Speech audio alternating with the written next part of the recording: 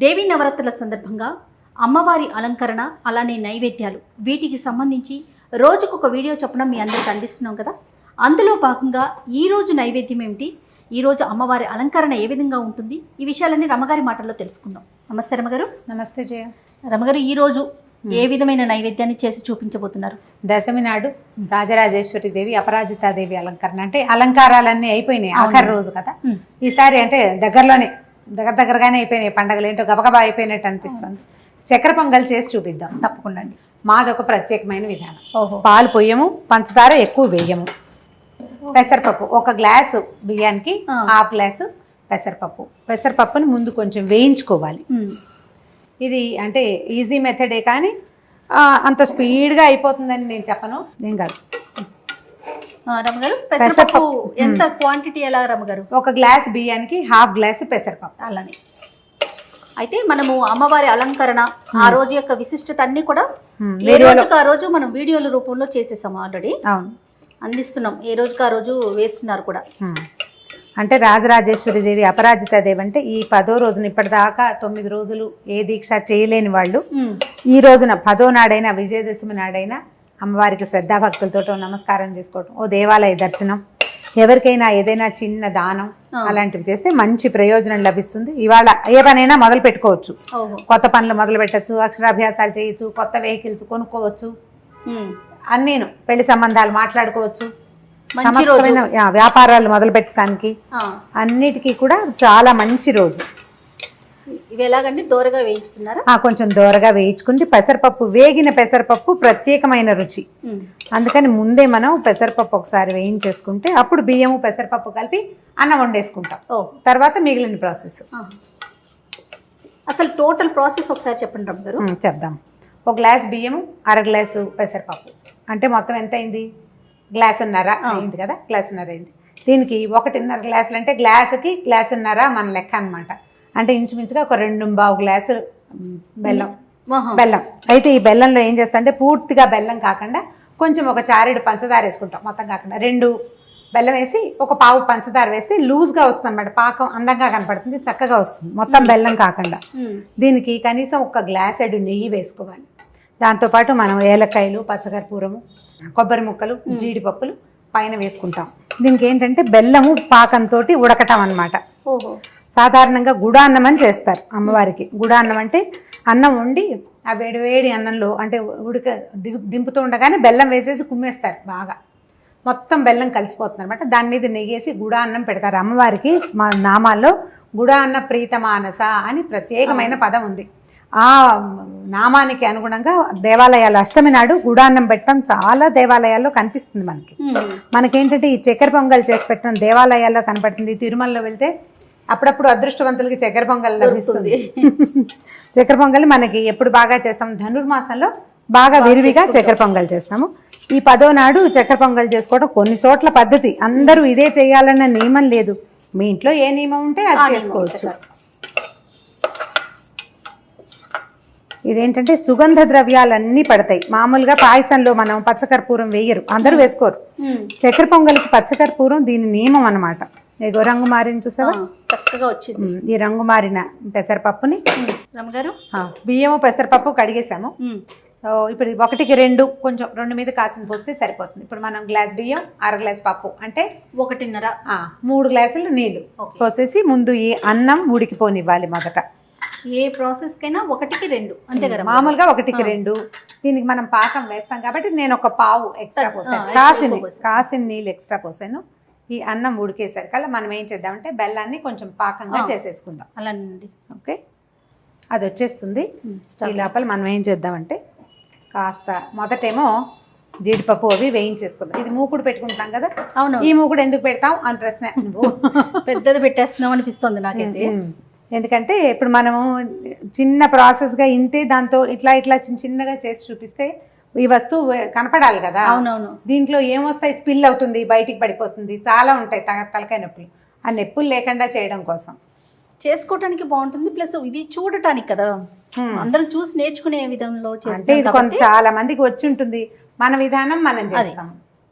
ముందు కొద్దిగా నెయ్యేసి జీడిపప్పులు తర్వాత కొబ్బరి ముక్కలు వేయించేసుకుందాము. తర్వాత మనం పాకం సంగతి చాలా కొంచెం వేస్తున్నాను, ఎందుకంటే ఇది మనం తర్వాత వేసుకుంటాం ఈ నెయ్యిని.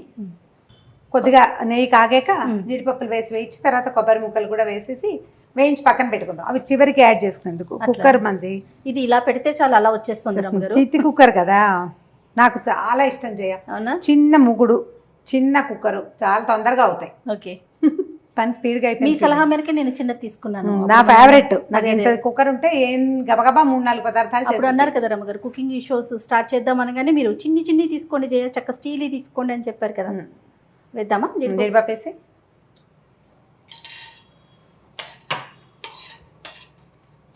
అమ్మగారు ముక్కలు చేస్తారు అని ఫీల్ అవుతారు చూడండి. అది మన ఇష్టం. అదే మీరు పెద్ద ఫుల్ జీడిపప్పులు వేసుకోదలుచుకుంటే ఈ ఛాయిస్, కానీ నా ఛాయిస్ కాదు. నాకు కూడా ఇలా అయితేనే కొంచెం బాగా వేగినట్టుగా తినడానికి టేస్టీగా ఉన్నట్లు అనిపిస్తుంది. అంటే నా ఇంట్లో 10 మంది ఉంటే 10 మందికి తలా ఒక ముక్క అయినా వస్తుంది. అందం కోసం పెద్ద పప్పులు వేస్తే కొంతమందికి వచ్చాయి, మిగిలిన వాళ్ళకి రావు కదా. అవును, ఎందుకు ఇవి బాగా వేగినట్టు అనిపిస్తాయి రమ్మగారు కట్ చేయటం వల్ల. ఏమేమంటారు, కప్పిస్తే తీసేసి వచ్చేస్తాయి క్షణం కదా ఇవి రావడం. నెయ్యి కాగితే చాలు అయిపోతున్నట్టు. మా వైపు అయితే ఇంకా బుజ్జి ముక్కలు చేస్తారు ఇవి. అవునా,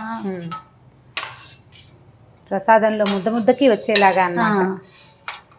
ప్రతి స్పూన్కి జీడిపప్పు రావాలి, కొబ్బరి ముక్కలు వేసేసి.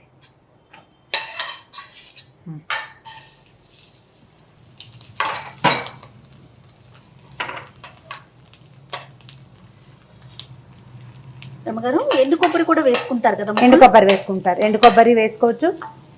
మన అలవాటు. ఎండు కొబ్బరి వేసుకుంటే నాకు కొంచెం ఏమనిపిస్తుంది అంటే, ఎండు కొబ్బరి వేస్తే ఇది ఇంకా చిన్న ముక్కలు చేయొచ్చు, మనం కొంచెం పెద్ద ముక్కలే చేస్తాం. ఎండు కొబ్బరిలో ఒక రకమైన ఆయిల్ టేస్ట్ ఉంటుంది. అవును, ఒక్కొక్కసారి అది పాత కొబ్బరి అయింది అనుకో, మనకు తెలియదు కదా. అందుకని నేను ఫ్రెష్ కొబ్బరి ప్రిఫర్ చేస్తాను అమ్మవారి కోసం అయితే. ఇవి కూడా వేయించుకున్నాక పాకం పెట్టాక అప్పుడు పాకం వేసేసుకోవచ్చు మనం.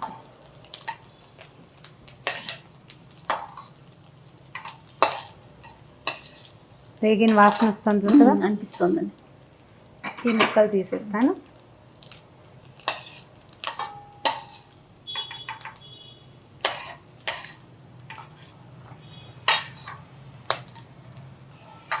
వీటిని విడిగా తీసేసుకుని సిమ్లో పెడదాం. ఈ స్టవ్ కొంచెం పెద్దది కదా. అవునవును, త్వరగా అయిపోతుంది. త్వరగా అవుతుంది, తొందరగా కాలిపోతుంది కూడా. మాడటానికి కూడా ఛాన్స్ ఎక్కువ ఉంటుంది. అవును, ఓకే. అక్కడ ఒక 2 ముక్కలు చూడండి.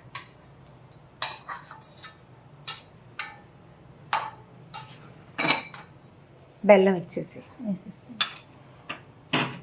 కొద్దిగా నెయ్యి ఉన్న అంత అనుమానం పడక్కర్లేదు, వేసేసుకోండి. కొంచెమే పంచదార వేసాను, మీకు కనిపిస్తూ ఉంటుంది. మొన్న ఒకరు సలహా చెప్పారు, ఆర్గానిక్ బెల్లం వేసుకోండి, అందులో ఇసుకుండదు అని. అందుకని జాగ్రత్తగా అదే బెల్లం తెప్పించాం కాబట్టి ఇవాళ వడపోయట్లేదు. కొద్దిగా నీళ్ళు పోసి దీన్ని పాకం రానిద్దాం. చాలా పోయట్లేదు, సుమారుగా అంటే మనకు ఒక 1/2 గ్లాస్ నీళ్ళు పోసి సరిపోతుంది. పంచదార వేసాం కదా, కొంచెం అడుగు పట్టినట్టుగా ఉంటుంది, ఏమవ్వదు, బాగానే ఉంటుంది. ఇది పాకం రానిచ్చుకోవాలన్నమాట. ఇది నిదానంగా సిమ్లో పెడితే పంచదార వల్ల పట్టేస్తుంది. పంచదార వల్ల పట్టేస్తుంది, పర్వాలా, పైన వేసుకోవచ్చు. అదే ఒక నిమిషం ఆగితే వదిలిపెట్టింది. మూకుడు వేడిగా ఉంది కదా. అవునవును, అంచేత ఇందులో ఉన్న కనపడుతున్నవి మీకు జీడిపప్పు ముక్కలు, కొబ్బరి ముక్కలే, ఏం పర్వాలేదు, వాటి మీద ఆలోచించక్కర్లేదు.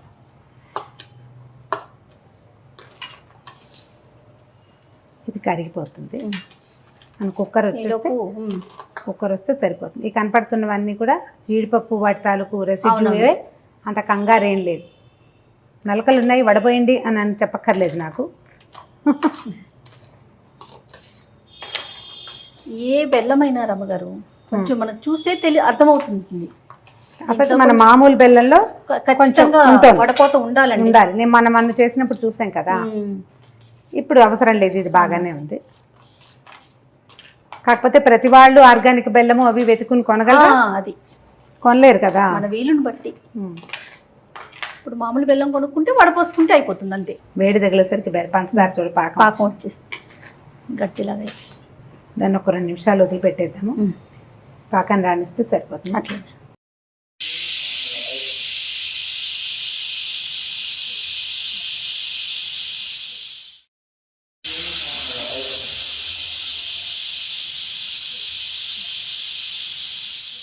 విజిల్స్ 3వ విజిల్ వచ్చాక ఆపేస్తే ఇది అన్నం చిన్న కుక్కర్ కదా అవునవును. మెత్తగా అయిపోతుంది. ఓకే. చాలు కుక్కర్ ఆపేస్తున్నాను. ఇది కొంచెం ఆవిరి చల్లారాక పోవాలి కదా? అది ఆవిరిపోయాక అప్పుడు ఈ పాకం పట్టుకున్న బెల్ల పాకంలో ఈ రైస్ని కలిపేస్తాం అనమాట. ఓహో. అప్పుడు చేద్దాం. అప్పుడు ప్రాసెస్ మొత్తం ఒకటేసారి ఇది మొత్తం అందులోకి షిఫ్ట్ అవుతుంది. అప్పుడు నెయ్యి వేసి చక్కగా బాగా కలిపి దాన్ని మళ్ళీ ఉడకనివ్వాలి. పాకంలో అన్నం కలిసి ఉడకాలి. పాకం అయితే ఇందులో పోయొచ్చు. ఈ పాత్ర చిన్నదని మనం ఆ పెద్ద పాత్ర పెట్టుకున్నాం అనమాట. పాకం ఒకసారి కట్ చేయొచ్చు, చూద్దాం ఎంతవరకు వచ్చింది. కరిగిపోయింది కదా, కరిగిపోయిందండి. కుక్కర్ కూడా వచ్చేసింది. కొంచెం కరగనివ్వు. అంటే మనం ఏం చేయాలంటే ఈ కుక్కర్ వస్తుందనగా నేను ముందు పెట్టి చూపించాం మనం. కుక్కర్ వచ్చేసాక అప్పుడు ఇది పెట్టుకోవాలన్నమాట. ఈ లోపల అది వచ్చే లోపల ఈ కుక్కర్ ఊడొచ్చేస్తుంది. రమ్మగారు పాకం ఏదైనా లెక్క ఉందండి? కొద్దిగా పాకం రాని వాళ్ళు కొంచెం తిప్పుతూ ఉండాలా, అవసరం లేదా? కొద్దిగా కదుపు, మంచిది కదిపితే. అన్నం కూడా చక్కగా అయిపోయిందిగా కదా. ఓకే, ఈ పాకం చాలు మనకి. ఓహో. ఓకే, ఇప్పుడు చూడు గరిటె నా చేతికి. అది ఎత్తి ఇందులో పోసుకోవచ్చు. ఈ పాత్ర చిన్నదని నేను అందులో వేస్తున్నా.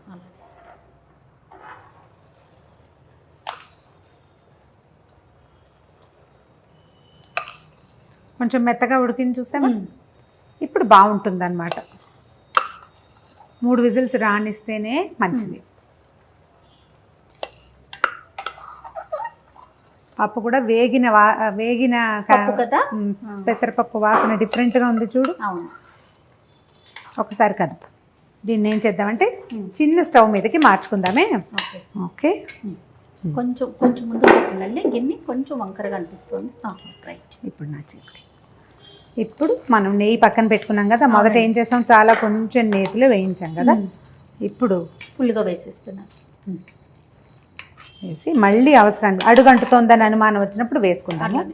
ఇది కొంచెం నెయ్యితోటి చేసుకోవచ్చు, నెయ్యి మరీ ధారాళంగా వేసేసుకోవచ్చు. నేనైతే ఒక గ్లాస్ అంటే గ్లాసున్నర, మొత్తం డబ్బాన్నర చేస్తాం కదా, గ్లాసున్నర చేస్తాం. ఒక 3/4 గ్లాసు నెయ్యి పెట్టుకుంటాను. ఏం నెయ్యి పడతారు అందరూ? ఆవు నెయ్య? మామూలు నెయ్యి చేయ. ఆవు నెయ్యి ఏం పెద్ద ఆవు నెయ్యి అంటే కొంచెం కార్తీక మాసాల్లో దీపారాధనకే కానీ మామూలు నెయ్యి. ఇది కుక్కర్లో చేసేసుకోవటం వల్ల కొంచెం చకచక అయిపోతుంది. అన్నం ఈవెన్గా అవుతుంది, అనుమానం లేకుండా. లంప్స్ లేవు, ఎక్కడ గడ్డలు లేవు, చూసావా. అండ్ రెండోది, మనం బెల్లంతో పాటు కొంచెం పంచదార వేసాం. దానివల్ల ఈ లూజ్ వస్తుంది అనమాట. కొద్దిగానే షుగర్ వేస్తాం, చాలా వేయము. 2 పావులో 2 గ్లాసులు బెల్లం వేసి 1 పావు పంచదార, అంతే. మనం వదిలేస్తే మెల్లిగా చిన్న చిన్న హోల్స్ పడి బబుల్స్ వస్తాయి లోపల నుంచి. అంటే పాకం వచ్చేస్తున్న సూచన అనమాట. బుడగలు వస్తున్నాయి చూడు. బుడగలు రానిచ్చి నువ్వు నెయ్యి పైకి కనిపించాక మనం ఇది ఆపేసేయచ్చు. మనం ప్రసాదం వడ్డించే సమయానికి కొంచెం దగ్గరగా వస్తుంది. ఇప్పుడు కనిపిస్తున్న కన్సిస్టెన్సీలో ఉండదు, ఇంకొంచెం చిక్కబడుతుంది అనమాట. పాకం బాగా బిగుస్తుంది, అన్నానికి పట్టుకుంటుంది బాగా. ఇప్పుడే మనకు గుమగుమలాడుతుంది చూడు, వాసన బాగా వస్తాం. దీనికి చక్కెర పొంగలికి ప్రత్యేకమైన అరోమా మనం ఏది యాడ్ చేసుకుంటాం? దీనికి సుగంధం కర్పూరం, పచ్చకర్పూరం, అంతే. దీనికి ఏంటంటే ఏలక్కాయలు, పచ్చకర్పూరం, దీని రుచి. ఇది పూర్తిగా దేవాలయపు వాసన రావాలంటే పచ్చకర్పూరం పడితేనే ఆ స్మెల్ వస్తుంది అన్నమాట. చాలా చేయొచ్చు. అవునండి. ఒకసారి గరిటతో కదిపి చూపించిన నీకు.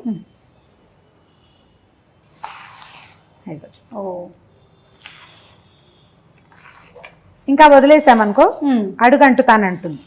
పప్పు కదా, అవునవును. అందుకని ఇంకా చేయకూడదు. ఈ బుడగలు ఇవి రాగానే ఇంకా ఆపేస్తే మనం ప్రసాదం పెట్టే సమయానికి చక్కగా సర్దుకుంటుంది అనమాట. ఇది మనం నేను కదుపుతున్నా కూడా ఇంకా బుడగలు వస్తూనే ఉన్నాయి చూడు. ఓకే, స్టవ్ కట్టేస్తాను. సరే, ఏలకాయలు, ఏలకు పొడి, ఓకే,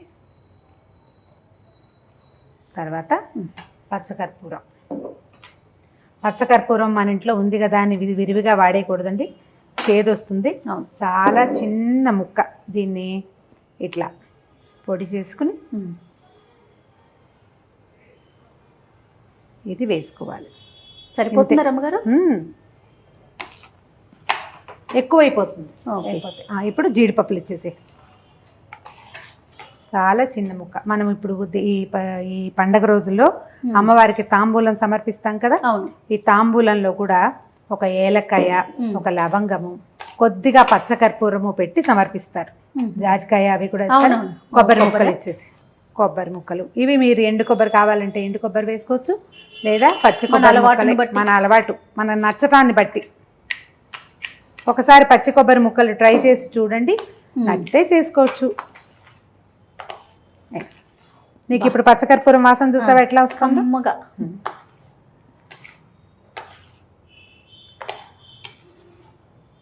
ఇంకేమైనా కాస్త కూస్త నెయ్యి అడుగున మిగిలిపోతే వేసేసుకోవచ్చు.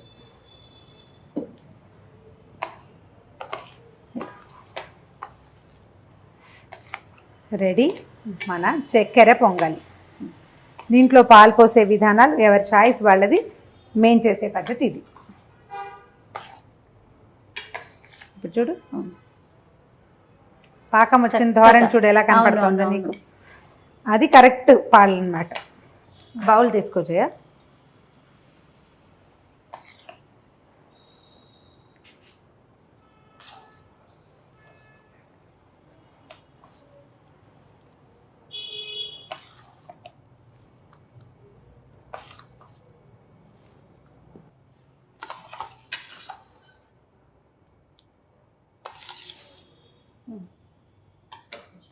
ఇగో జయ చక్కెర పొంగలి.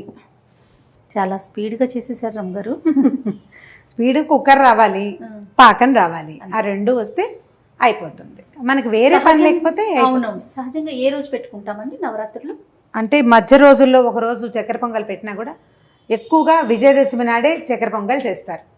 తొలి రోజుల్లో అలవాట్లను బట్టి అదే సాధారణంగా మాత్రం చక్కెర పొంగలి మనకి విజయదశమికి, సంక్రాంతి పండగకి ఖచ్చితంగా చక్కెర పొంగల్ చేసుకుంటాం. ఓకే రమ్మగారు, ఇప్పుడు మనం విజయదశమికి సమర్పించిన ఈ నైవేద్యంతో ఈ 9 రోజులు చేస్తున్న నైవేద్యాలన్నీ కూడా పూర్తయినాయి. ఇప్పుడు ప్రేక్షకులందరూ కూడా తప్పకుండా మీ వైపు నుంచి మీకు తెలిసిన వంటకాన్ని కామెంట్ రూపంలో మాకు పెడితే తప్పకుండా వాటిని కూడా పరిగణలోకి తీసుకొని నేను రమ్మగారు వాటిని మీ అందరికీ చేసి చూపిస్తాం. థ్యాంక్ యూ అండి. Thank you Jaya.